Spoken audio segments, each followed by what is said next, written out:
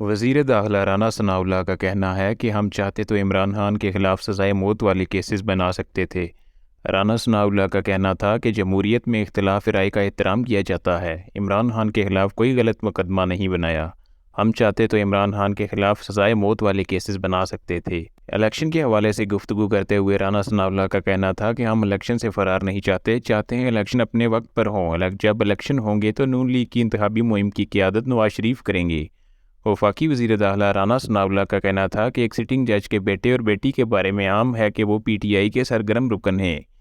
Chief justice Pakistan کی ساس کی مبینہ آڈیو لیک سے متعلق سوال پر رانا ثناء اللہ کا کہنا تھا کہ گھریلو خاتون جب لوگوں کو غداری کے لیے اکسائیں گی تو پھر چیزیں کیسے آگے جائیں گی؟ ایسی گفتگو کو گھریلو گفتگو نہیں کہا جا سکتا۔